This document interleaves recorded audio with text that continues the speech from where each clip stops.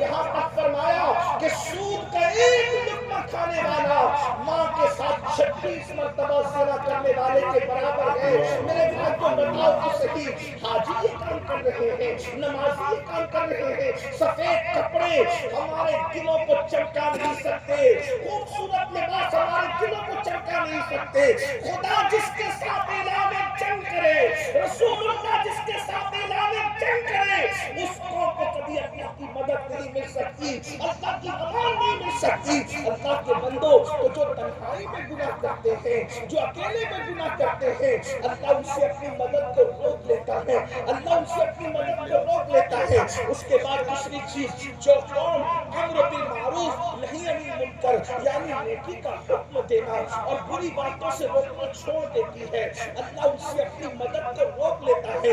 حدیث پاک کا مفہوم ہے، اللہ کے سچے رسول صادق و مصدوق مصطفیٰ کریم رؤوف الرحیم صلی اللہ علیہ وسلم ارشاد فرماتے ہیں، جب تم نیکی کا حکم دینا اور بری باتوں سے روکنا بند کر دو گے تو اللہ تم پر ظالموں کو مسلط کرے گا، وہ تم پر ظلم کریں گے اور تم ان کے خلاف بددعا کرو گے تو تمہارے نیک لوگوں کی بھی نہیں سنی جائے گی، کیونکہ تم قرآن کی برکات سے محروم کر دیے جاؤ گے، قرآن کی برکتوں سے محروم کر دیے جاؤ گے، وحی کی برکتوں سے محروم کر دیے جاؤ گے۔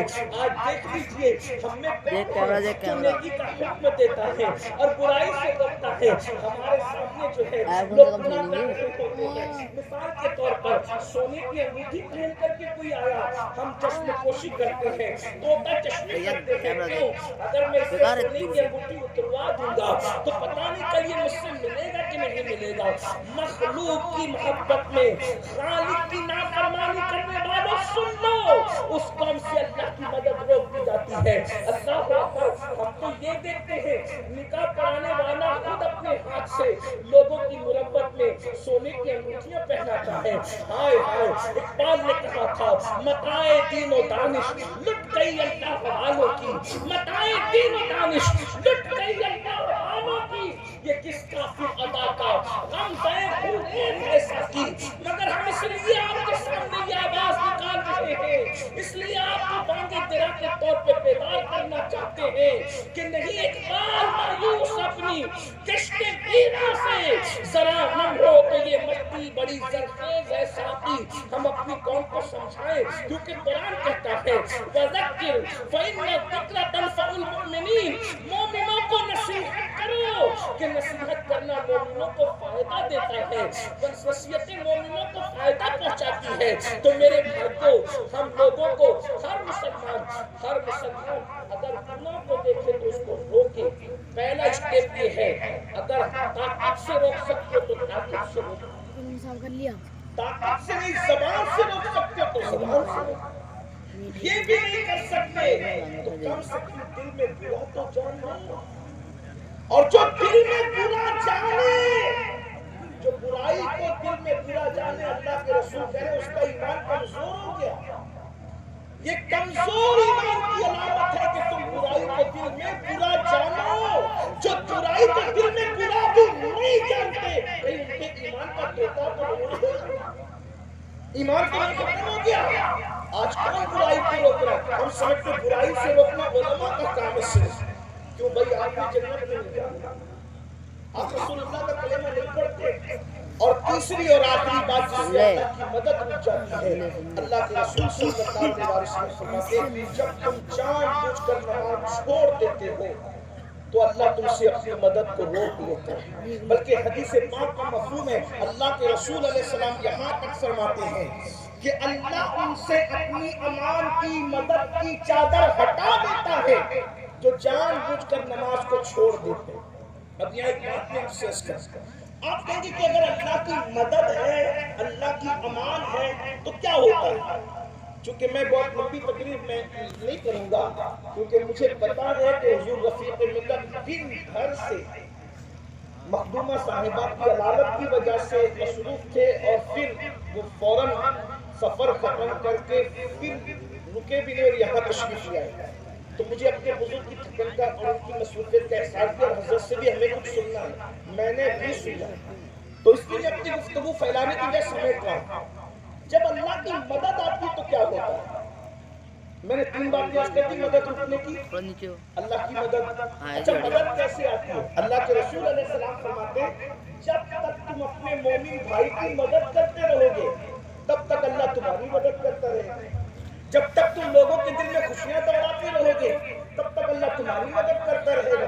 جب تک تم نیکی کا حکم دو گے برائی سے روکتے رہو گے اللہ تمہاری مدد کرے گا۔ ایک مقام پہ فرمایا ان تنصروا اللہ ینصرکم، اگر تم اللہ کے دین کی مدد کرو گے تو اللہ تمہاری مدد کرے گا، اللہ تمہارا مددگار ہوگا۔ اللہ اکبر۔ جب اللہ کی مدد آتی ہے تو پھر کس شان سے آتی ہے سن لیجئے۔ مصطفیٰ جامع رحمت جیسے طاقتور کو اللہ کس طریقے سے مدد فرما کر کے بچاتا ہے، جس کے اشارے سے چاند کے ٹکڑے ہوتے ہیں، ایسی طاقتور ہستی کو مکڑی کے جالے کے ذریعے سے بچایا جاتا ہے، کبوتری کے انڈے کے ذریعے سے بچایا جاتا ہے، اور جب اللہ مدد اٹھا لیتا ہے تو ابابیل کے ذریعے سے ہاتھیوں کے لشکر کو ہلاک کر دیا جاتا ہے۔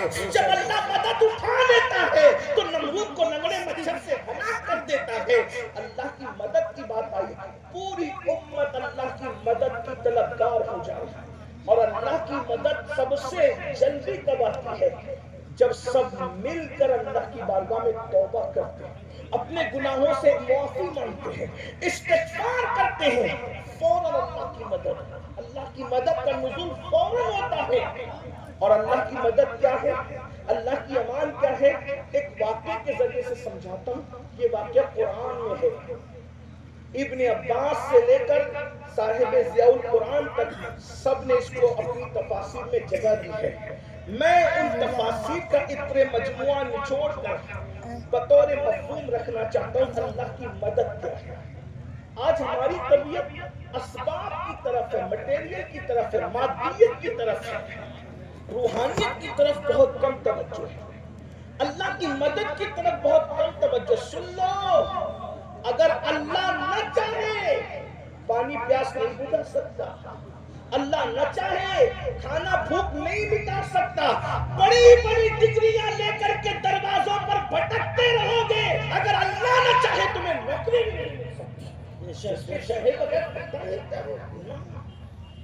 اور اللہ وہ ہے جہاں روشنی اور ہوا نہیں جا سکتی، اس ماں کے پیٹ میں بھی وہ ہمیں کھلانا جانتا ہے۔ اللہ پر توکل کرنا سیکھو، اللہ پہ بھروسہ کرنا سیکھو، اللہ کی مدد کے طالب بنو۔ اور ایک بات آپ کو بتاؤں، جس کا اللہ پر جتنا یقین ہوگا اس کو اللہ کی اتنی مدد نصیب ہوگی۔ کچھ لوگ یہ بھی کہتے ہیں مولانا ہم تو گنہگار لوگ ہیں، ہم اللہ کے قریب نہیں ہیں، ہم اللہ کی مدد کیسے چاہیں؟ تو میں ایک بات آپ کو بتاؤں، یہ بھی یاد رکھیں کہ خدا کی مدد کے لیے صرف نیک ہونا ضروری نہیں ہے، خدا کی مدد کے لیے اللہ پر یقین ہونا ضروری ہے۔ جس کا جتنا یقین مضبوط ہوتا ہے پھر اللہ اس کو اتنی مدد عطا فرماتا ہے۔ اللہ اکبر۔ تو جو واقعہ کے ذریعے آپ کو سمجھانا تھا اللہ کی مدد کی برکات کیا ہیں اور اللہ پر یقین کی برکات کیا ہے۔ جب اللہ کے رسول علیہ السلام نے احد کے میدان میں 3000 کا لشکر دیکھا تو صحابہ نے کہا حضور اب کیا ہوگا؟ حضور نے ایک جملہ فرمایا، حسبنا اللہ و نعم الوکیل، میرا اللہ میرے لیے کافی ہے، وہ میرا بڑا کارساز ہے۔ جب ابراہیم علیہ السلام کو آگ میں ڈالا جا رہا تھا تو حضرت خلیل اللہ کی بارگاہ میں حضرت جبریل علیہ السلام آئے اور آ کر کہتے ہیں حضور کوئی حاجت ہو تو کہیں۔ حاجت تو ہے، تم سے نہیں ہے۔ کہا اچھا جس سے اسی سے کہہ دے۔ تو کہا جس سے ہے وہ خوب جانتا ہے میری حاجت کیا ہے۔ اور جب آپ کو آگ میں ڈالا جا رہا تھا ابراہیم علیہ السلام کی زبان پہ جو جملہ تھا وہ یہ تھا، حسبنا اللہ و نعم الوکیل، میرا اللہ میرے لیے کافی ہے اور وہ بڑا کارساز ہے۔ دیکھیے اس یقین کی برکت سے حضرت ابراہیم علیہ السلام پر نار نمرود کس طرح گلزار ہوگی۔ ندا آتی ہے یا نار کونی بردا و سلام علی ابراہیم، اے آگ ابراہیم پر سلامتی کے ساتھ ٹھنڈی ہو جا۔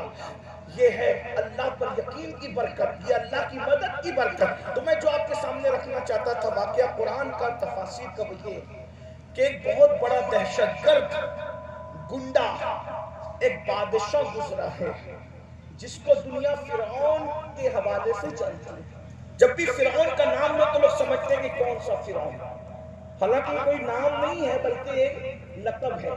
مصر کا جو بھی بادشاہ ہوتا تھا اس کو فرعون کہا جاتا ہے، لیکن ہم جب بھی فرعون کہتے تو لوگ سمجھ جاتے ہیں کون سا فرعون ہے، یہ دور موسیٰ علیہ السلام کا فرعون ہے۔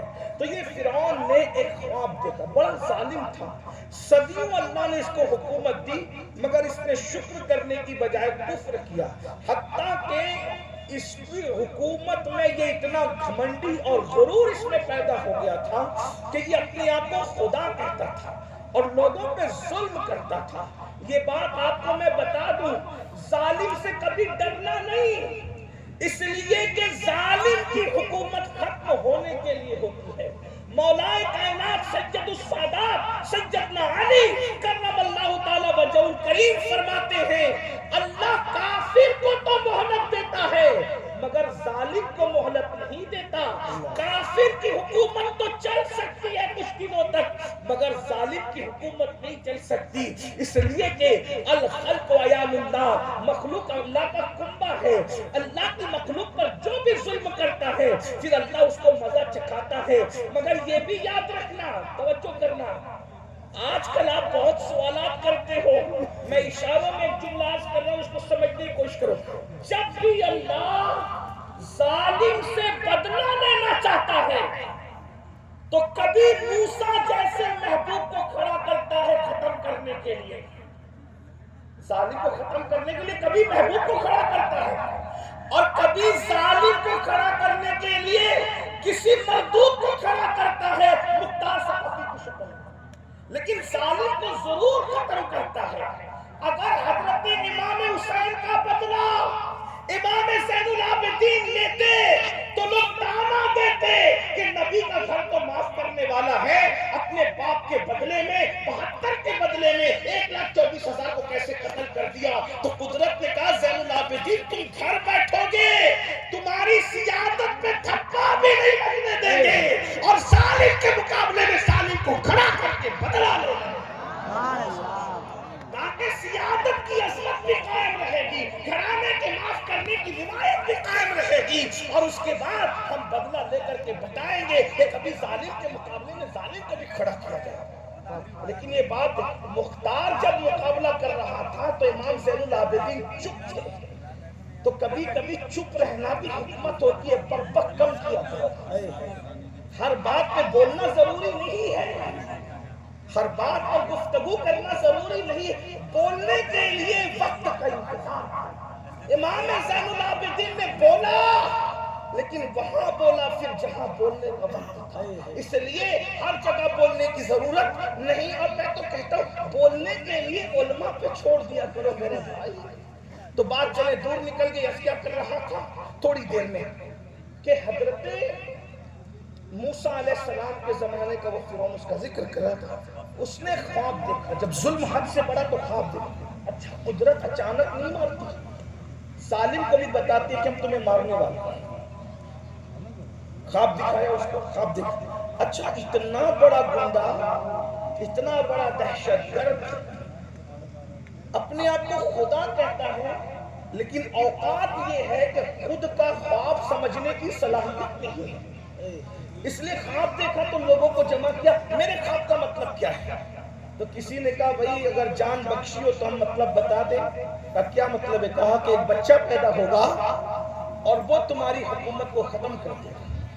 اس نے بولا یہ تو آسان ہے، بچہ پیدا ہوگا اور حکومت ختم ہوگی، ہم تو بچہ پیدا ہی نہیں ہونے دیں گے، ہم بچہ، تو کہا اس کا کیا طریقہ ہوگا؟ کہا آج کے بعد کوئی مرد اپنی بیوی کے قریب نہیں جائے گا، نمبر ایک بچہ پیدا نہیں ہوگا، کہ جو ہو گئے کہ جتنے لڑکے سب قتل کر دو، بیٹیاں رہنے دو، کہ جو پیٹ میں آئے کہ ان پہ دائیاں مقرر کر دو کہ جیسے بیٹی پیدا ہو رہے بیٹا پیدا ہو قتل ہو جائے۔ بتاؤ کیسے ہوگا وہ بچہ پیدا؟ قدرت قدرت ہے، اللہ اللہ ہے۔ بس میں اپنی قوم کو یہی لانا چاہتا ہوں میرے بھائی، وما قدر اللہ حق قدر، تم نے اپنے اللہ کی وہ قدر نہیں کی جو قدر کرنے کا حق تھا۔ بتوں سے تجھ کو امید ہے، خدا سے نامی دی، مجھے بتا تو صحیح اور کافری کیا ہے؟